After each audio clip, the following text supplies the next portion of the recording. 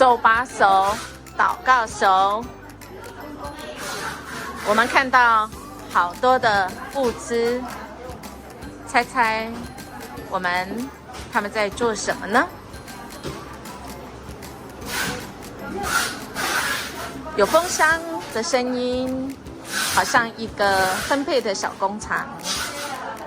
有米，有食物，有用品。那个陈金姐，那个你要找银主上来了。其实这些都是我们协会的安家银行的志工们，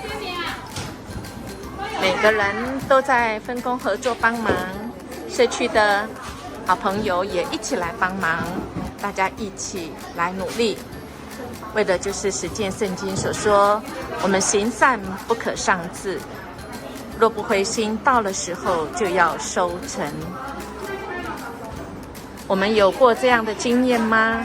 当我们需要被帮助的时候，我们被人即使伸出一只手，却让我们能够度过那个黑暗期。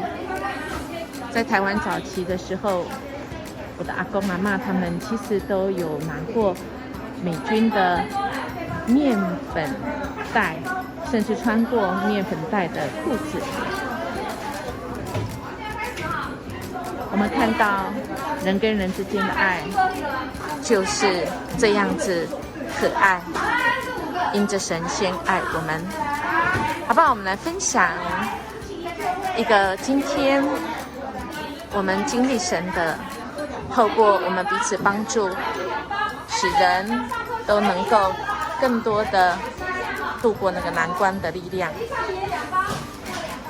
带导的一件事是，我们有没有看到哪里还有社会的需要，我们一起来做的呢？家庭呢，我们有没有一起去做过一件可以让世界改变的事情？小小的一件，而让我们的家庭是印象深刻。原来这世界是这么美好的事呢。